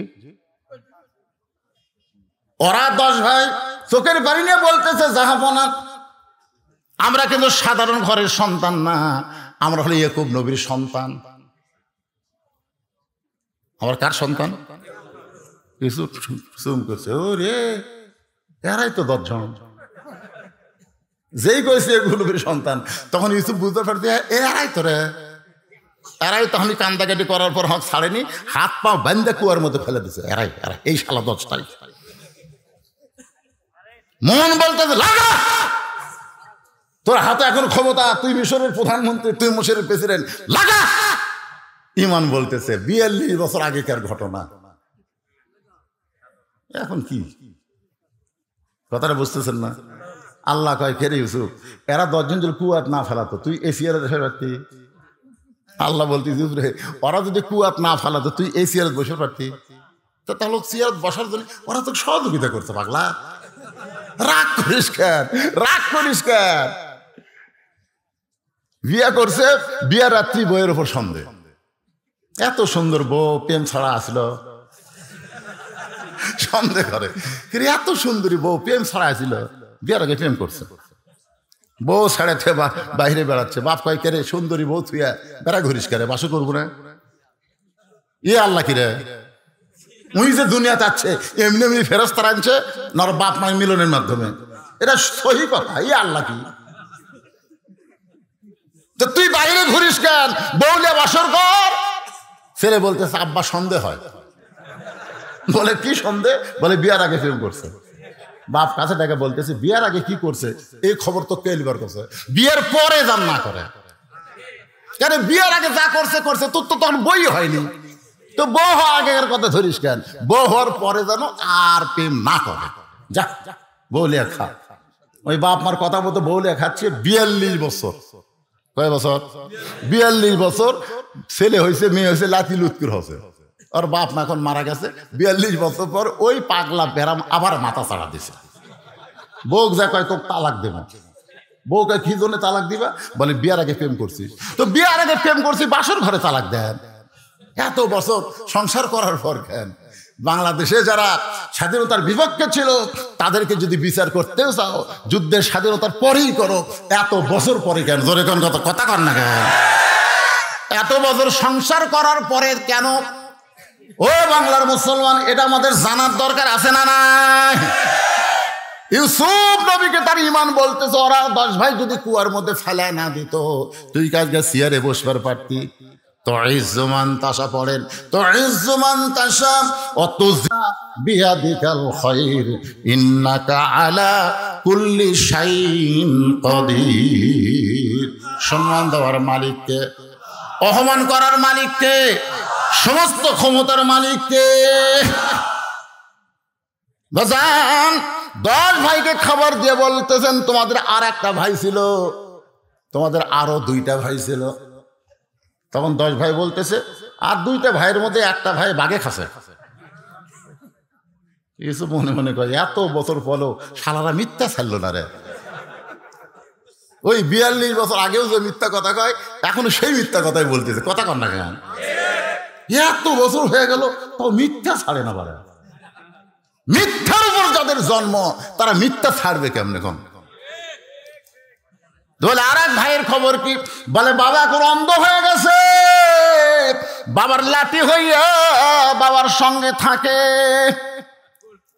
ইউসুফ চোখের পানি বের করে বলতেছে তোমাদের বাবার সঙ্গে আমি একটু দেখা করবার চাই। 10 ভাই বলতেছে আমার বাবাকে কি আপনার কাছে নিয়ে আসবো না আপনি বাবার কাছে যাবেন? ইউসুফ বলতে 10 ভাই রে, তোরা আমাকে কুয়ার মধ্যে ফেলা দিছিলি, আমাকে চিনবার পারিস নাই, কিন্তু আমি তোদের চিনেছি, কিন্তু প্রতিশোধ গ্রহণ করলাম না। ইয়াকুব নবীর সঙ্গে ইউসুফ নবীর যখন মিলন হবে, মিলন মানে কি? এত বছর পরে বাবার কাছে সন্তান আসতেছে, বাবার কাছে সন্তান আর সন্তানের কাছে বাবা, সন্তান আর বাবার মধ্যে মহব্বতের একটা মিলন আছে না নাই? আপনাদের বাবার সাথে মহব্বতের মিলন হবে না, কারণ অনেকের বাবা দুনিয়া থেকে কবরে চলে গেছে, অনেকের মা দুনিয়াতে আর নাই। আমার বাবা 18 সালে দুনিয়া থেকে বিদায় নিল, যাওয়ার সময় বলতেছে বাপজান আমি মরে যাওয়ার পর আমাকে কোন জায়গায় রাখবি? আমি বললাম বাজান আপনাকে এমন তেমন জায়গায় রাখবো না, মসজিদের পাশেই, যারা আমাকে দাওয়াত দিবার যান দেখবেন মসজিদের পাশেই আমি একটা গোরস্থান বানাইছি, এর জানলার পাশে আমার বাবাকে কবর দিয়েছি। প্রত্যেক বৃহস্পতিবার আমার বাবার জন্য জুমার রাত্রে দোয়া হয়, আর সপ্তাহে 1 খতম কোরআন পড়ে মাদ্রাসার বাচ্চারা এমনি এমনি আমার বাবার কবরে হাদিয়া দিয়ে দেয়। আমি একদিন স্বপ্নে বাবাকে দেখলাম, বাবা মুসকি মুসকি হাসতেছে, আমি বুঝতে পারি নাই যে আমার বাবা মরছে। আমি দৌড়ে গিয়া বাবাকে সালাম দিয়া মহানাকা করলাম। কোলাকুলি যখন করতেছি আমার বাবা বলতেছে বাজান রে আমি বড় শান্তিতে আছি, তোর মতন সন্তান, যে সমস্ত বাবারা দুনিয়াতে জন্ম দিয়েছে তোর মতন সন্তান, আমাকে আল্লাহ 4টা সন্তান দিয়েছে। আমরা 4 ভাই। ধরে কোন কয় ভাই? 4 ভাই। 2 ভাই 2 কলেজের প্রফেসর, আর একটা হলো প্রাইমারি হেডমাস্টার, আর হলো মাদ্রাসার হুজুর। আমার বাবা সবসময় বলতো হুজুর নিয়ে বড় টেনশন, কেমনি চলবি, ই খাবে কি। আজকে সেই সন্তান মাদ্রাসা মসজিদ বানায়, বাবার কবর মসজিদের পাশে। আপনাদের যাদের বাবা অন্ধকার কবরে চলে গেছে, যাদের মা কবরে চলে গেছে, ওই মাটা আজকে ঠান্ডার মধ্যে যদি দুনিয়াতে জীবিত থাকতো, যদি বলতো আব্দুল্লাহ আমার একটা কম্বল লাগবে, বাজান রে আমার একটা কম্বল কিনা দে, আমার একটা চাদর লাগবে, তুই কি একটা চাদর কিনা দিবি না? বলেন তো মা যদি এমন করে বলতো আপনি কি দিতেন না? কিন্তু আজকে যে মা কবরে গেছে, কবরের ঘরে মাটা কেমন আছে? আমি আপনি কিছুই জানি না। ওই বাপ মার জন্য রুহের মাগফিরাত স্বরূপ আজকে এই কোরআনের মাহফিলে গোরস্থানের উন্নয়ন কল্পে এমন কোন যোগ্য সন্তান আছে যে বাপ মার জন্য 10,000 টাকা দান করবেন? এমন কোন যোগ্য সন্তান আছেন গো? এই মাহফিলের মধ্যে না দিবেন, বসে থাকবেন। 5 ওয়াক্ত নামাজ নিয়ে আলোচনা করতেছি, কবরে কি নিয়ে যাবেন ভাই? নামাজ ছাড়া কবরে যায় কোনো লাভ নাই। এই নামাজ নিয়ে আমরা আলোচনা শুনবো এবং ফজর থেকে আমরা বাকি জীবনে 1 ওয়াক্ত নামাজ আর বাদ দেব না। কারা কারা রাজি? 2 হাত তোলা, আল্লাহরা দেখান। ফজর থেকে কারা কারা হাত তোলে? দেখেন তো, দেখেন তো, দেখেন তো, কে তুলতেছে না? টান টান করে হাত তোলো না কেন? কি হলো? হাত নামান, হাত নামান। মাগরিব এশা পড়েন, এই মাগরিব এশা পড়েন তো কি হয়েছে? ফজর থেকে আপনি নামাজ পড়বেন, নিয়ত করার সঙ্গে সঙ্গে যত নামাজ পড়েননি, নামাজ না পড়ার পাপ আল্লাহ মাফ করে দিবে। তাহলে অসুবিধা কি? ফজর থেকে আমরা নামাজ ধরবো। এই জন্য ভাইজান, এই বিশাল মাহফিলে আপনাদের মধ্যে কেউ কে আছেন বাপ মা রুহের মাগফিরাতে, বাপ মার কবরকে জান্নাত বানানোর নিয়তে 10,000 টাকা দান করবেন, এমন কোন আল্লাহর বান্দা থাকে? ও একজনও লড়বেন না যে লোকটা যাওয়ার নিয়তে প্রথম উঠবে। আল্লাহ আল্লাহ রে, যেই লোকটা যাওয়ার নিয়তে প্রথম উঠবে, ওর দেখা দেখি যত মানুষ উঠবে, ওর দেখা দেখি সমস্ত মানুষের পাপ আল্লাহর কান্দর দিবে। তুই উঠলেই তোর দেখা দেখে এরা উঠছে, তোর দেখা দেখে এরা উঠছে। দেখেন তো, যে লোকটা আগে উঠলো যেন প্যারালাইসিস হয়ে মরে। কি হয়ে মরে? মরার আগে হাত চাবি পাওয়া যাবে, তখন দেখবে ওটার ঠেলা কাক্কা আর পারবি না, নিজের হাতে নিজেরও লাভার পারবি না। তখন এতক্ষণ ওঠেন নাই, যেই বলছি কিছু দান করা না, দেন বুঝে থাকেন। আপনি দেখেন এখানে এমন আল্লাহর পাগল ছেলে আছে, মায়ের জন্য, বাবার জন্য আজকে গোরস্থানে উন্নয়ন করবে। গোরস্থানে একটু মাটি বায়না করে রাখ, কখন যেন আসতে পারে তোর মরণের ডাক। বাড়ি 3 তলা 4 তলা 5 তলা করে লাভ নাই, গোরস্থানকে সুন্দর করতে হবে। কুকুর বিড়াল যেন না ঢোকে, শিয়াল যেন না ঢোকে। গোরস্থানের চারিদিকে প্রাচীর দেওয়া দরকার, মানুষ যেন জানতে পারে এই জায়গায় মরা মানুষ বাসস্থান করতেছে, এটা মানুষ জানতে পারে। মানুষ মরা মানুষের কবরস্থান দেখলে, যারা দুনিয়া থেকে বিদায় নিয়েছে তাদের কবরস্থান দেখলে নিজেকেও যাওয়া লাগবে, এই কথা বারবার মনে হবে। জোরে করার কথা ঠিক কিনা? যদি আজকে গোরস্থান না থাকতো, মানুষ মরার কথাই ভুলে যেত। যে চরিত্র মানুষের হচ্ছে, আপনাদের মধ্যে নাই 10,000 টাকা দেওয়ার মতন কেউ নাই? কেরে এই গোরস্থান কমিটি সভাপতিকে, সভাপতি আগে দিছে, আদায় হয়ে গেছে, আবার খামা খাওয়াজ বাদ দিতে। এই যে একটা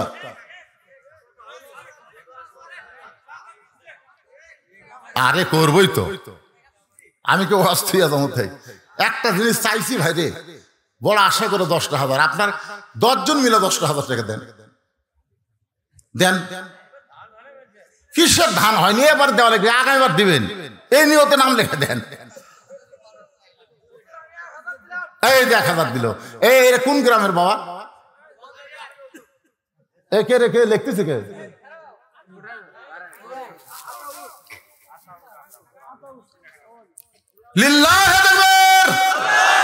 আতাউর গজারি 1,000 টাকা জোরে বলেন মারহাবা।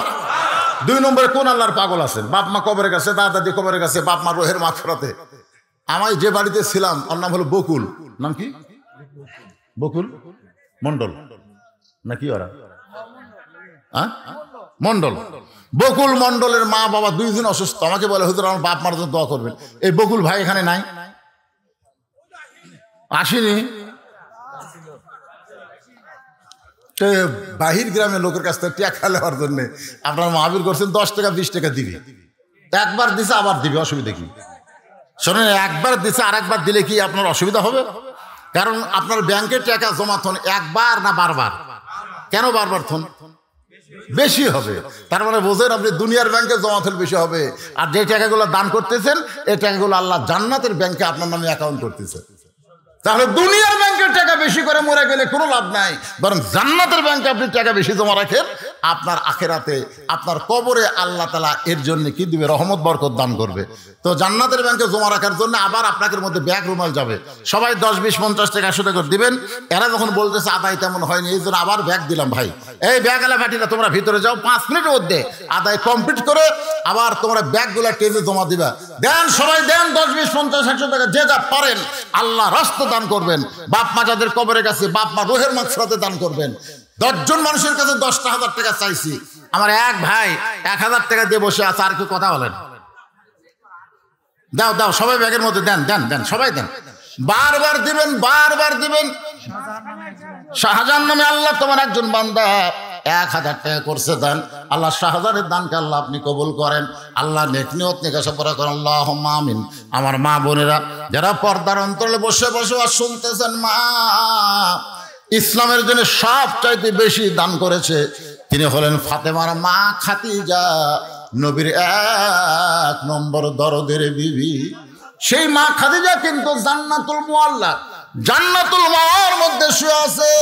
মক্কা ঘরের সামান্য 1 কিলোমিটার দূরে মা খাদিজার কবর।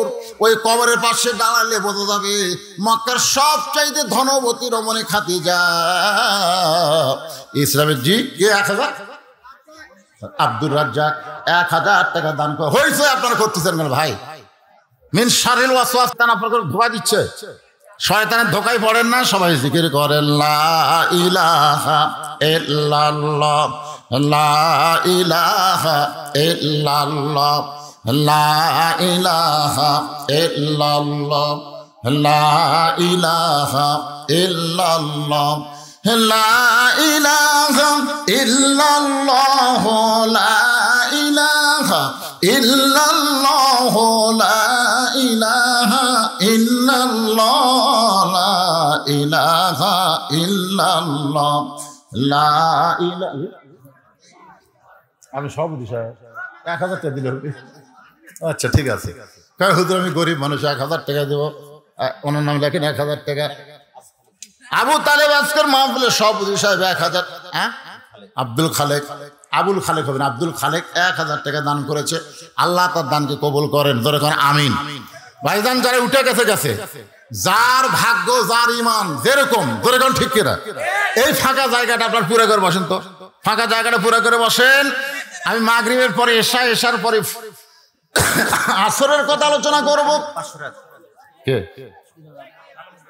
আলমগীর হোসেন নগদে 500 টাকা টেজে করছে দান। এই যারা পিছনে বসে আছেন সামনে দিকে আসেন, যারা গেছে চলে গেছে, অসুবিধা নাই, আমরা এখনো কম নাই, অনেক আল্লাহর বান্দা আছি। 1000 সাহাবী নিয়ে নবী উহুদের ময়দানে রওনা দিয়েছিলেন, ধরে কোন ঠিক কিনা। রাস্তার মাঝখানে 700 জন আগে আউট। তা আমরাও এরকম তো, নবীর পিছনে থেকে যদি সরে যায় আর কোরআনের মাহফিল থেকে শয়তান সরাই নিবে না, এটা কেমনে ভাবছেন? কি নাম? মিলন নামে আল্লাহ তোমার একজন বান্দা 2000 টাকা দান করবে। আল্লাহ মিলনের দানকে আল্লাহ আপনি কবুল করেন। আল্লাহ নেক নিয়ত নিকাশা পুরা, আল্লাহুম্মা আমিন। কবুল করো, কবুল করো মোদের কামনা। দানকারীকে দিবেন জান্নাত, আল্লাহ নিরাশ করো। আপনারা ওয়াজ শুনবেন তো হইছে করলে হবে, যারা গেছে আর যারা আছে সমান। তাহলে আপনার ভদ্র, আপনারা হচ্ছেন তাকওয়াবান, আপনারা হচ্ছেন মুত্তাকি। আল্লাহ কোরআন বলেছেন হুদাল্লিল মুত্তাকিন। হেদায়েত নিতে গেলে, কোরআন থেকে হেদায়েত নিতে গেলে মুত্তাকি হওয়া লাগবে। যারা গেছে ওরা তো মুত্তাকি না, আপনারা হলেন মুত্তাকি। মুত্তাকি মানে হইছে করলে হবে না। সুন্দর পরিবেশে আপনারা বসেন, আমি বাকি আলোচনা করে তারপর মোনাজাত করব। আব্দুল লতিফ, আল্লাহ 500 টাকা দান করেছে। আব্দুল লতিফের দানকে কবুল করেন কে? মাহবুবুর রহমান 1000 টাকা দান করেছে। আল্লাহ তার দান কবুল করেন। আল্লাহ নেক নিয়ত নিকাশা পড়া, আল্লাহুম্মা আমিন। এ দুনিয়া রবে না কো চিরকাল, একদিন ভাঙবে রে বাজার। ইয়াকুব এবং ইউসুফ আলাইহিস সালাম তখন একত্র হলেন। ইয়াকুব নবী আমার দিকে তাকান ভাইজান, 2 খানা হাত বাড়ায় দিছে, 2 খানা হাত বাড়ায় দিছে। ইউসুফ আসতেছে। এতদিন পরে বাবার বুকের মধ্যে যখন সন্তান ঢুকবে, বাবা সন্তানকে বুকের মধ্যে চাইবা ধরবে। আপনার বলেন তো শান্তি কেমন হবে? কথা কয় না। এত বছর পর যে সন্তান হারায় গেছিল, এখন মিশরের প্রেসিডেন্ট হয়ে বাবার বুকের মধ্যে আসতেছে, বাবার কলিজা কেমন শান্তি পাবে। ইয়াকুব যখন 2 খানা হাত বাড়ায়, সন্তানের দিকে বাড়ায় দেয়, এমন সময় আল্লাহ বলেন ইন্নামা আমওয়ালুকুম ওয়া আওলাদুকুম ফিতনা। ইয়াকুব রে, সম্পদ আর সন্তান হলো বিপদের কারণ। এত বছর পরে আমি তোমার সন্তান তোমাকে ফিরাই দিলাম, তুমি আমার শুকরিয়া না করে তোমার সন্তানকে বুকের মধ্যে নিবার চাও। আমি আল্লাহ বেজার না, বেজার না। তুমি বাবা হইয়া তুমি এখন নবী নাই, তুমি হইছো বাবা। জোরে কোন কি? তুমি বাবা হইয়া তোমার সন্তানকে বুকের মধ্যে নিবা, আমি আল্লাহ বেজার না। কিন্তু তুমি যদি নবী হও তাহলে সন্তানকে বুকে নেওয়ার আগে আমার শুকরিয়া আদায় করো। ইয়াকুব আলাইহিস সালাম ইউসুফকে বুকের মধ্যে না নিয়ে শুকরিয়া তার এক নিয়তে 3 রাকাত নামাজ আদায় করে। ওই 3 রাকাত নামাজ আল্লাহর কাছে এতই পছন্দ, নিজের সন্তানকে বুকে না নিয়ে আল্লাহকে শুকরিয়া তার নামাজ হয়ে সেজদা দিল। আল্লাহ বলে, হাবিব ইয়াকুব নবীর ওই 3 রাকাত নামাজ আপনার উম্মতের জন্য মাগরিবের 3 রাকাত হিসেবে দিয়ে দিলাম। আপনার উম্মতেরা মাগরিবের 3 রাকাত নামাজ যখন জামাত আদায় করবে, ইয়াকুব আর ইউসুফ নবীর সম পরিমাণ সওয়াব আমি আল্লাহ তাদের আমল নামায় দিয়া দিব। সাহাবীরা বললেন, ইয়া রাসূলুল্লাহ, এশার 4 রাকাত ফরজ আদায় করলে, এশার 4 রাকাত ফরজ আদায় করলে আপনি কেমন খুশি? আপনি বলেন তো, রাতের সর্বশেষ নামাজ কি? এশার নামাজ। এশার নামাজ পর্যন্ত আল্লাহ অপেক্ষা করে, আপনি ফজর বললেন না। আল্লাহ কয়, এই ফেরেশতা ফজর পড়েনি রে। ফেরেশতা কয়, বেনামাজি না, বেনামাজি কইস না, ফজর পড়েনি, জোহর পড়বি। তখন জোহরও পড়ে না, তখন ফেরেশতাকে আল্লাহ দেখেন জোহরও পড়লো না। আল্লাহ কয়, এখনো বেনামাজি লিখিস না, আসর পড়বি। আসরে যখন পড়ে না, আল্লাহ কয় মাগরিব পড়বি। মাগরিব যখন পড়ে না, তখন ফেরেশতাকে আল্লাহ 4টাই গেল, একটা থাকলো। আল্লাহ কয়, ওটা পড়বি রে, ওইটা পড়ে তওবা করবি, কাল থেকে বাদ দিবি না। কিন্তু যখন এসাও গেল, তখন ফেরেশতারা আল্লাহর দিকে তাকায়, বলে, আল্লাহ এখন কি করব? যা খুশি লেখ, যা খুশি লেখ। ফেরেশতাকে, আল্লাহ তুমি তোমার বান্দাকে এত ভালোবাসলে কি হবে? তোমার বান্দাটা তোমাকে ভালোবাসে না তো। যদি ভালোবাসতো দুনিয়া ত্যাগ করে সে তোমাকে রুকু সেজদা করতো। জোরে কোন কথা ঠিক কিনা? তোমাকে ভালো তাহলে ভালোবাসলে হবে? এক পক্ষে ভালোবাসাতে কাম হয়? আমরা আল্লাহ আমাদের ভালোবাসে, আমাকে যদি আল্লাহকে ভালোবাসি, আল্লাহ বলেছে, ইন্না সলাতি ওয়া নুসুকি ওয়া মাহইয়ায়া ওয়া মামাতি লিল্লাহি রাব্বিল আলামিন। তোমাদের নামাজ, তোমাদের কুরবানি, তোমাদের বেঁচে থাকা, তোমাদের মরে যাওয়া কেবলমাত্র একমাত্র কার জন্যে? আরো জোরে বলেন, কার জন্যে? আল্লাহর জন্য। যদি নামাজ পড়তে চাই, একটু খেয়াল করে এশার নামাজ 4 রাকাত কেমনে পাইলাম, এটা পড়লে আমাদের লাভটা কি? রাসূল বলে, এ আমার সাহাবেরা শোনো, আমার আগে যেই নবী দুনিয়াতে আইছিল, এই নবীর নাম হলো ঈসা রূহুল্লাহ। ঈসা আলাইহিস সালামের নাম শোনেন না আপনারা? আমাদের নবীর আগেই কিন্তু তিনি এসেছিলেন। ঈসা আলাইহিস সালাম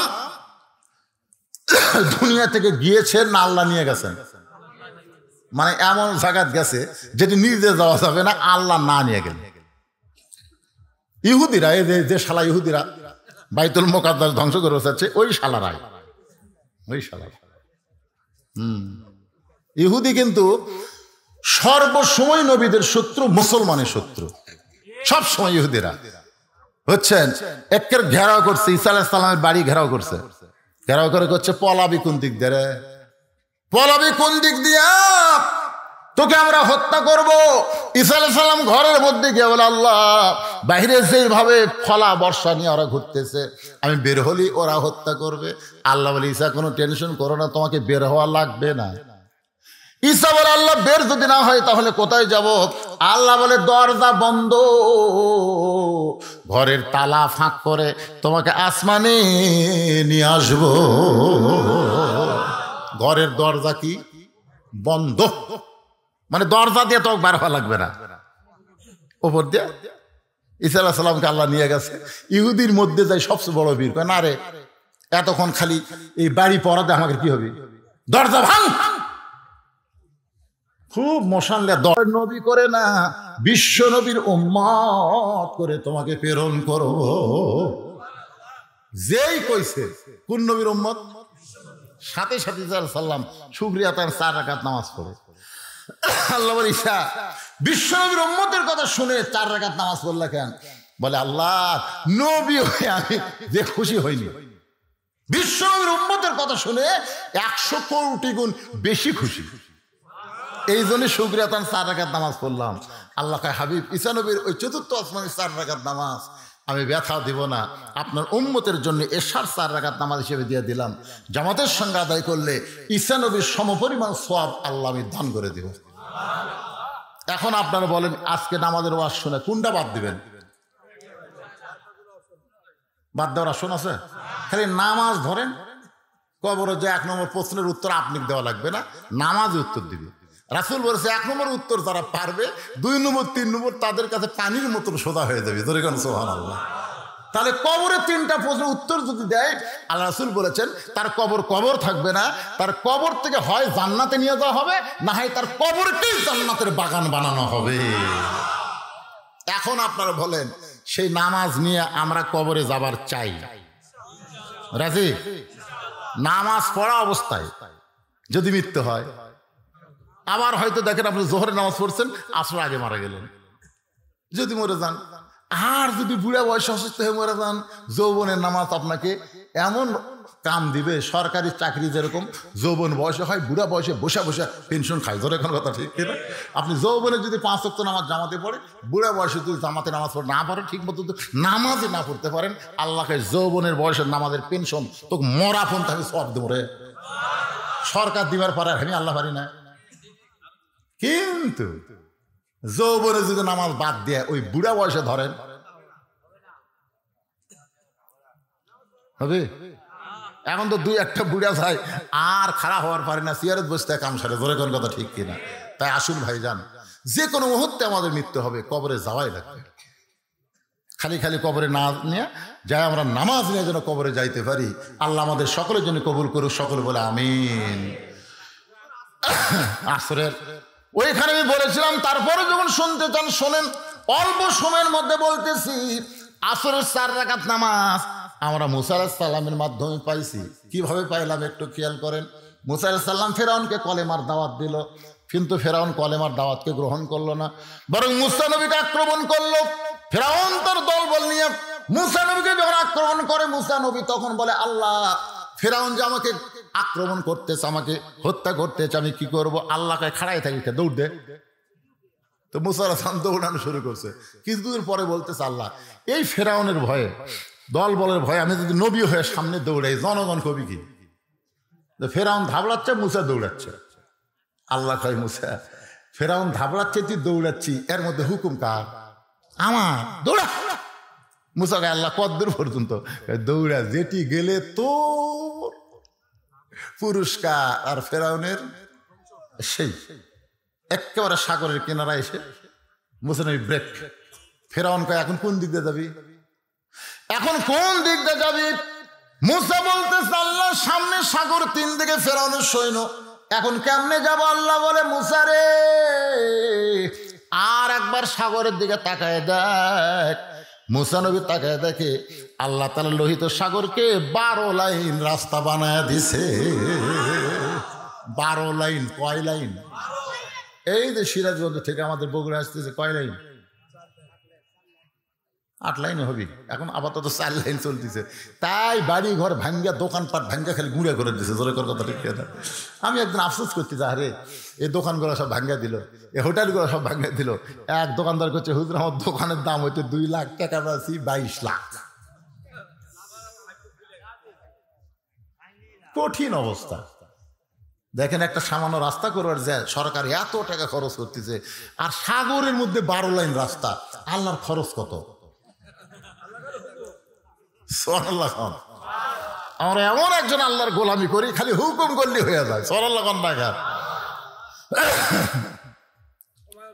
মুসাকে বলে, যাও। মুসা এই 12 লাইন রাস্তা দেখে যখন রওনা দেয়, রাস্তার মাঝখানে গিয়ে বলে, মাবুদ, তুমি আমার জন্য সাগরকে রাস্তা বানায় দিলাম, আমি শুকরিয়া আতান তোমাকে সেজদা দিবার চাই।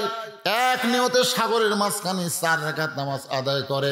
ওই 4 রাকাত নামাজ আল্লাহর এতই ভালো লাগে, উম্মতে মুহাম্মাদের জন্য আসরের 4 রাকাত ফরজ হিসেবে দিয়ে দিছে। ওই আসরের 4 রাকাত ফরজ নামাজকে যদি জামাতের সঙ্গে আদায় করে, মুসা নবীর সমপরিমাণ সওয়াব আল্লাহ দান করে দিবে। ফজর থেকে কিন্তু শুরু করা লাগবে। রাজি আছেন? কবরে কোনো টেনশন করবেন না, কবরে কিছুই হবে না। নামাজ দিয়ে খালি ঢোকেন। আপনি জানাজা যদি নাও দেন, জানাজা লাগবে না, কারণ নামাজে আপনাকে জান্নাতের দরজা পর্যন্ত হয়ে আসবি, তাহলে তো ঢোকা নাকি ওটাও কি ঢুকে দেওয়া লাগবি? তখন নামাজি বলে, তুই কি মনে করিস নামাজ আপনার বল নাই। ইতিমধ্যেই বুঝলেন জান্নাতের দরজার দিকে নামাজিরা তাকাবি, তাকে হয় রে একের জান্নাত বাড়ে, খট্টস করে বসে গেছে। আল্লাহ বলতেছেন অসিকাল্লাযিনা তাকাউ রাব্বাহুম ইলাল জান্নাতি যুমারা, এই ফেরেশতারা এই যারা বসলো তুলে মার ধাক্কা। তখন এই নামাজি করে আল্লাহ তুলে ফেরেশতারা ধাক্কা মারবি, এক ধাক্কা তার এক দরজা লটস করে বসবি। কে ভাই বসলো কে জান? এই পাগলা, তোমাদেরকে বরণ করার জন্য আল্লাহ ৭০,০০০ দরজা বানাছে। একটা করে ধাক্কায় একটা করে দরজা পাড়ি দিয়া জান্নাতের মধ্যে যখন ঢুকবে আল্লাহ বলবেন সালামুন আলাইকুম তিবতুম ফাদখুলুহা খালিদিন। দুনিয়ার সমস্ত কাজ কাম বাদ দিয়া আমার ৫ ওয়াক্ত নামাজ যারা হাজরা দিলা, আমি আল্লাহ তোমাদেরকে পুরস্কার স্বরূপ এই জান্নাত দিয়া দিলাম, একবার প্রবেশ করো। ফাদখুলুহা, খালি একবার ঢোকো, খালিদিন, চিরস্থায়ী তোমাদেরকে জান্নাত দেওয়া হলো। সেই জান্নাতে যাওয়ার আশা যদি থাকে ফজর থেকে আমরা শুরু করবো ইনশাআল্লাহ। আল্লাহ কবুল করুক। আস্তাগফিরুল্লাহ পড়েন, আস্তাগফিরুল্লাহ রব্বি মিন কুল্লি জামবি ওয়া তুবু ইলাইহি লা হাওলা ওয়ালা কুওয়াতা ইল্লা বিল্লাহিল আলিয়্যিল আযীম। জি, জুম্মার নামাজ ও আবার বানিয়াজান 40 পড়া আছে, ওটি হবে এক জায়গাতে সব আছে। তারপর আবার 29 তারিখেও আছে আপনাদের। হ্যাঁ, ও আচ্ছা আচ্ছা, এরা বলবো, আচ্ছা ঠিক আছে, আচ্ছা ওটাও বলবো বানিয়াজান 40 পড়ার। আর ওই এরা বলাই লাগবে, এটা না বললে ক্ষতি। সেটা হলো কোন দিক হয়ে নামাজ পড়ছে। হ্যাঁ হ্যাঁ, এটা বলা লাগবে। আপনার যেটা শোনা লাগবে সেটার কথা খেয়াল নেই, ও নামাজ পড়ার কথা খেয়াল থাকে না, অন্যগুলো খালি শুনবে। আয়েশা আলাইহিস সালাম, আয়েশা রাদিয়াল্লাহু তাআলা আনহা আমাদের উম্মাহাতুল মুমিনিন, 3 বার নবীকে দেখছে 9 বছরে। কয়বার? তো নবী কি আর স্বামী কি, এই জিনিসটা আমি আপনাদের শোনাও, বিশাল ফ্যাক্টর। এটা আপনাদের সামনে আলোচনা করবো যদি আল্লাহ হায়াতে রাখে। তো যাই হোক, এই যে কেবলামুখী হয়ে আমরা, এই কেবলাটা আসলে কি? আমার দয়াল বাবা কেবলা কাবা, আমার দয়াল বাবা কেবলা কাবা, আয়না কারিগর, আয়না বসাইয়া দিছে কলবের ভিতর। হুজুরি কলব ব্যতীত করছেন কালো নামাজ তোর হবে না। হাদিস আছে বিস্তারিত, হুজুরি কলব ব্যতীত করছেন কালো নামাজ তোর হবে না। তবে কেন গাও জোয়ারি, মানুষকে দেখাও নামাজ পড়ি, ও তোমার সিদ্ধ বীজে সুফসল হবে না। আজ কেন আল্লাহর নামাজ ধরতে পারলা না? পশ্চিম পূর্ব উত্তর দক্ষিণ এটা কোনো বিষয় না, বিষয়টা হলো নামাজ। জোরে করার কথা ঠিক কিনা? খুব খেয়াল করবেন। আল্লাহ রাসূল কিন্তু মাঝে মধ্যেই ওই কাবা ঘর তাওয়াফ করতে করতে এরকম আঙ্গুল তুলতেন। সাহাবে বলতেন হুজুর এটা কি? লব্বাইক আল্লাহুম্মা লব্বাইক, লব্বাইক লা শারীকা লাকা লব্বাইক, ইন্নাল হামদা ওয়ান নি'মাতা লাকাল মুলক লা শারীকা লাক। জোরে কর সুবহানাল্লাহ। আবু বকর বলে হুজুর আঙ্গুল। রাসূল কয় তোমার চোখ নাই, তোমার চোখ নাই, তাকাও। আবু বকর রাদিয়াল্লাহু আঙ্গুর বড় তাকায় দেখে বাইতুল মামুর, বাইতুল মামুর বরাবর তাকায় থাকে আল্লাহর আরশ। আপনারা কি মনে করছেন? আপনি যে মসজিদে নামাজ পড়তেছেন, এই মসজিদ কাবা ঘর পর্যন্ত, কাবা বাইতুল মামুর, বাইতুল মামুর আল্লাহর আরশ পর্যন্ত একটা নেটওয়ার্ক নামাজের মাধ্যমে ক্লিয়ার হয়ে যায়। জোরে কর সুবহানাল্লাহ। কিন্তু আমাকে নামাজের নেটওয়ার্ক নাই, খালি ঘড়ি দেখা। আল্লাহ বলেছেন আস্তাইনু বিস-সবরি ওয়াস-সালাহ, নামাজ পড়বার গেলে ধৈর্য লাগবে পাগলা, খালি যা ছটফট করলে নামাজ হবে না, একটু ধৈর্যের দরকার আছে না নাই? জোরে কোন আছে না নাই? আল্লাহুম্মা ফতাহলি আবওয়া রাহমাতিক, এই দোয়াটা বলে তুমি ডান পায়ে দিয়ে যে ঘরের মধ্যে ঢুকলে, এই ঘর কি তুমি জানো? এই ঘর কি তুমি জানো? এই ঘর হলো রহমত, আল্লাহ রহমতের কোলে উঠলে। জোরে কোন সুবহানাল্লাহ। আর ওইখানে গিয়ে তুমি বারবার ঘড়ি দেখো, সময় মতো মুয়াজ্জিন ঠিক আকামত দিবে, জামাত ঠিকই হবে। তোমাকে পাগলামি করে অতবার ঘড়ি দেখা লাগবে না। জোরে কোন কথা ঠিক কিনা? ঘড়ি যদি দেখবার চাও, ওই বাজারে যায় ঘড়ি দেখো। শয়তানের আড্ডাখানা বেশিক্ষণ আমার থাকা যাবে না, তাড়াতাড়ি আমার বাড়ির যাওয়া লাগবে। জোরে কোন ঠিক কিনা? যেখানে ঘড়ি বারবার দেখা লাগে সেখানে দেখো না, আর মসজিদের ঢুকলে খালি ঘোড়া রোগ ধরে। আল্লাহর কাবা ঘরের ভিতরে যখন কেউ ঢুকবে অথবা কাবা ঘর যখন হবে না তখন ওই জায়গায় কেউ যদি নামাজ পড়বে তাহলে তাকে পশ্চিম দিকে নামাজ পড়তে হবে, কারণ সূর্য পূর্ব দিকে উদয় হয়, পশ্চিম দিকে সেজদা দেয়। সেজদা গিয়ে বলে আল্লাহ আগামীকালকে উঠবো, আল্লাহ কয় আবার ওঠ। সূর্য কয় আল্লাহ যে নাফরমান, সূর্য আলো পায় এরা যে নাফরমানি করতেছে আর নয় না উঠি। আল্লাহ কয় তোর অত লাগে কে? যতদিন জীবিত আছে হয়তো কোনো একদিন তওবা করে একদিন কলেমা পড়ে আমি আল্লাহর কাছে ফিরে আসবে। জোরে কোন সুবহানাল্লাহ। একটা বান্দা যদি কয় আমি একটা সিনেমা হল বানাবো, যতক্ষণ পর্যন্ত না বানাবে ততক্ষণ আল্লাহ পাপ লিখবে না। আর কেউ যদি বলে একটা মসজিদ বানাবো, নিয়ত করার সাথে সাথে আল্লাহ সওয়াব দিবে। আল্লাহ এত দয়াবান, ভালো কাজের নিয়ত করলে সওয়াব, আর খারাপ কাজের নিয়ত করলে পাপ হবে না, ওই কাজ করলে তারপরে পাপ। আমার কথা কি বুঝলেন? লা তাকনাতুন মির রাহমাতিল্লাহ। ভাইজান, এই যুবকেরা আর নামাজ ছাড়া দিও না বাবা, যে কোনো সময় আমাদের মৃত্যু হবে। নামাজ, আল্লাহ রাসূল শেষ ওয়াক্ত নামাজের কাহিনী আপনারা সবাই আল্লামা সাঈদ হুজুরের মুখে শুনেছেন, যে মা আয়েশার কোলে উরাতের উপরে মাথা দিয়ে নামাজের দৃশ্য দেখতেছেন, চোখ দিয়ে দর দর করে পানি পড়তেছে। আয়েশা বলতেছে ইয়া রাসূলুল্লাহ, আজকে আমার বাবা এমতি করতেছে আর সাহাবীরা তার পিছনে কাতারবদ্ধ হয়ে দাঁড়িয়ে গেছে, আপনার মেহরাবে আমার বাবা দাঁড়াইছে, আপনি এই জন্য কাঁদতেছেন। আল্লাহ রাসূল বলে আয়েশা, এই কান্না কোনো দুঃখের কান্না নয় আয়েশা, এই কান্না হলো আমার জীবনের সুখের কান্না। যে নামাজের জন্য তাইফের ময়দানে রক্তাক্ত হয়েছে, যে নামাজ পড়তে গিয়ে আবু জেহেল উটের মরা উটের পচা ভুড়ি আমার পিঠের উপর দিয়েছে, নবী নামাজের শেষ দাঁত গেছে, আবু জেহেল কয়েকজন মিলে ধরে একটা জায়গার নিয়ে আল্লাহ রাসূলের পিঠের উপর উঠে দেয়, গোটা উটের পচা ভুড়িতে নবীকে আর দেখা যাচ্ছে না। একজন লোক গিয়ে ফাতেমাকে বলেছে, ফাতেমা তোমার বাবাকে আবু জেহেল এইভাবে, ফাতেমা তখন খুব ছোট ছিল, দৌড়ে এসে ভুঁড়ি ধরে টানতেছে, কিন্তু ফাতেমা পারে না। ডাকতে বলে আল্লাহ, আমার বাবার মতন ভালো মানুষ দুনিয়াতে নাই, সেই বাবার সঙ্গে এমন ব্যবহার কেন করে? আল্লাহ তাআলা রহমত সাহায্য করে। জোরে গান সুবহানাল্লাহ। নবী সেজদা থেকে উঠে কাবা ঘরের কাছে গিয়ে কাঁদে আর বলে, বাবু গো, তোমার নামাজের সেজদায় আমার পিঠের উপরে যারা ভরি দিয়েছে এদেরকে তুমি ধ্বংস করে দাও। ফাতেমা চমকে ওঠে, যেই কইছে ধ্বংস করে দাও।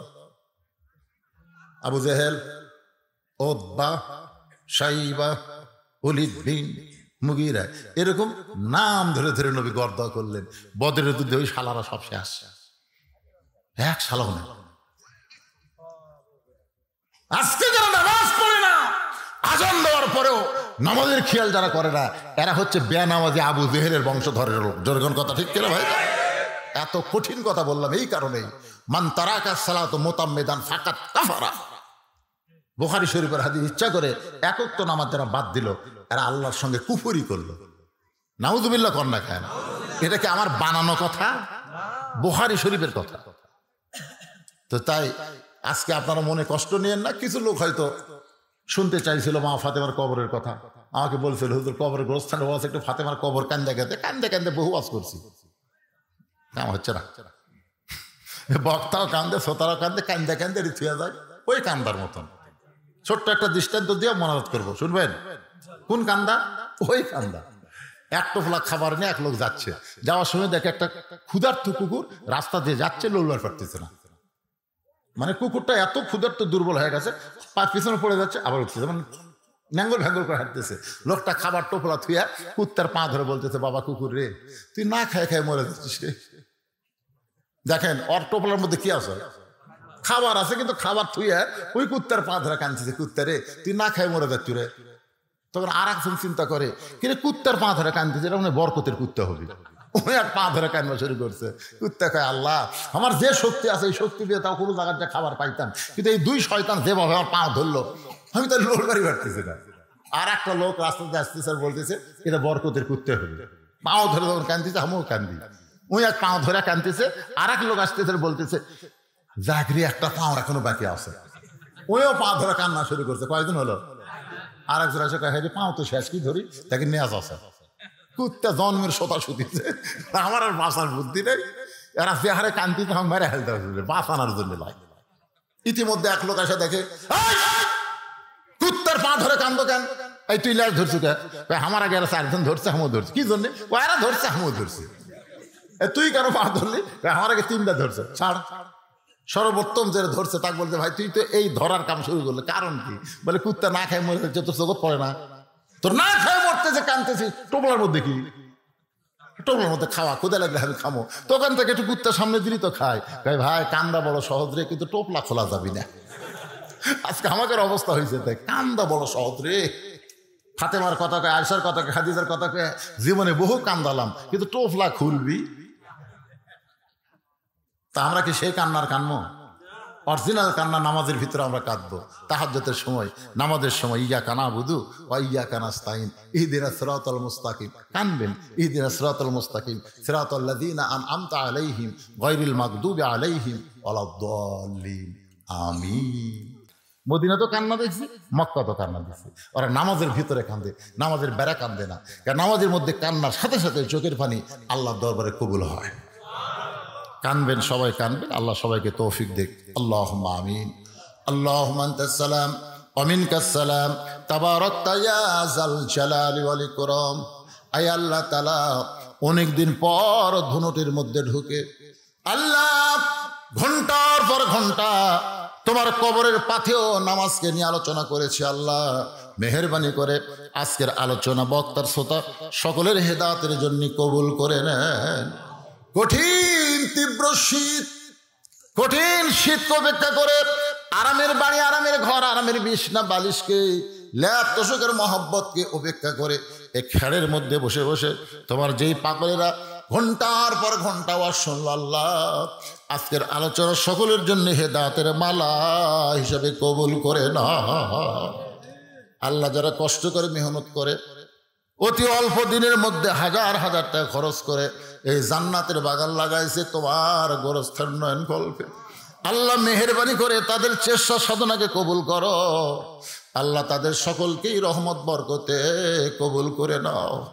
আল্লাহ যেই বাড়িতে আজকে মেহমান হয়েছিলাম, আল্লাহ তার বাপ মা জীবিত আছে, দোয়া করি তার বাপ মা বড় অসুস্থ, সুস্থতার নিয়ামত দান করো। আয় আল্লাহ, আমরা যারা হাত তুলেছি আমাদের মধ্যে অনেকের জনম দুঃখনী মা কবরে চলে গেছে। ছোট্ট একটা শব্দ হলো মা, এই নামের মধ্যে কি মধু, যাদের মা নাই তারাই বুঝতেছে। এই দরদের মা যাদের কবরে গেছে, আল্লাহ মেহেরবানি করে মায়ের কবরটাকে জান্নাতের টুকরা বানায় দাও। বাবার বাড়ি ঘর সবই আছে, আমি সহ আমরা যারা বাবা হারে এতিম হয়ে গেছি, আল্লাহ মেহেরবানি করে বাবার কবরকে জান্নাতের টুকরা বানায় দাও। আল্লাহ আমাদের দাদা দাদি, নানা আত্মীয় স্বজন, শ্বশুর শাশুড়ি যাদের কবরে চলে গেছে, আল্লাহ কবরবাসীদের মাফ করে দাও। আল্লাহ এই গজারিয়া গোরস্থানের যত মুর্দা শুয়ে আছে, আল্লাহ যারা কবরে আছে, আল্লাহ সকলের কবরকে জান্নাতের টুকরা কবুল করো। আমার মা বোনেরা যারা পর্দার অন্তরে বসে বসে আলোচনা শুনেছে, আবিদা সালিয়া পর্দা নিশি কবুল করে মা ফাতেমার চরিত্র দান করে দাও। আল্লাহ গোরস্থান কমিটির সভাপতি, সেক্রেটারি, কেশিয়ার সদস্য যারা কষ্ট করে মিলেমিশে টাকা খরচ করে জান্নাতের বাগান লাগাইছে, আল্লাহ তাদের সকলকেই জান্নাতি মানুষ হিসেবে কবুল করে নাও। আল্লাহ গোটা বিশ্বের মুসলমানকে হেফাজত করো, খাস করে ফিলিস্তিনের মুসলমানকে আল্লাহ তুমি হেফাজত করো। ইসরায়েলকে ধ্বংস করে দাও আল্লাহ। এই পৃথিবী তোমার আল্লাহ, পৃথিবীর মানচিত্রে ইহুদিদের আমরা গন্ধ চাই না আল্লাহ। ইহুদিদেরকে তুমি ধ্বংস করে, ধ্বংসের কথা তুমি বলেছো, তাব্বাত ইয়াদা আবি লাহাবি ওয়া তাব। ধ্বংসের কথা কে বলেছেন? আল্লাহ। আবু লাহাবের হাত ধ্বংস হয়ে যায়। তা আল্লাহ যখন ধ্বংস চায়, আমরা তাই তোমার ঘরকে যারা নাফাক করতে আসে, তোমার ঘরকে যারা নষ্ট করতে আসে, এই ইহুদিদেরকে তুমি ধ্বংস করে দাও। সবাই করে আমিন। ইহুদিদের আল্লাহ তুমি ধ্বংস করে দাও। দুনিয়াতে থাকবে, তোমার অক্সিজেন নেবে, তোমার রেজেক খাবে, আর তোমার ঘরকে ওরা নাফাক করবে। আল্লাহ হাজার হাজার ফিলিস্তিন মুসলমান নর নারীকে ওরা হত্যা করেছে, শিশু বাচ্চাদেরকে ওরা হত্যা করেছে। ওদের মধ্যে কোনো মানবতা না, পশুর চাইতেও জঘন্য। আল্লাহ প্রায় 19,000 ফিলিস্তিন মুসলমানকে ওরা হত্যা করেছে। যারা দুনিয়া থেকে চলে গেছে, আল্লাহ তাদের সকলকে তুমি শহীদ মৃত্যু দিও। আল্লাহ যারা হাসপাতালে অসুস্থ অবস্থায় আছে, আহত অবস্থায় আছে, আল্লাহ তুমি তাদেরকে সুস্থতার নিয়ামত দান করে দাও। আল্লাহ গোটা পৃথিবীতে মুসলমানকে এক হওয়ার তৌফিক দাও আল্লাহ। আর বাংলাদেশের প্রতি রহম করো আল্লাহ, আর বাংলাদেশের প্রতি খাস রহমত করো আল্লাহ। খাস করে অত্র এলাকার প্রতি তুমি রহমত বরকতের দরজা খুলে দাও আল্লাহ। কত মানুষের জানাজার নামাজ আমরা পড়েছি, এই দুই হাত দিয়ে কত কবরে আমরা মাটি দিয়েছি। একদিন আমরা মরে যাব, যেদিন আমাদের মৃত্যু হবে দিনটা যেন জুমার দিন হয়, মাসটা যেন রমজান মাস হয়। ইমানের সাথে ইজ্জতের সাথে এই দুনিয়া থেকে বিদায় নেওয়ার কালে আমাদের জবানে জারি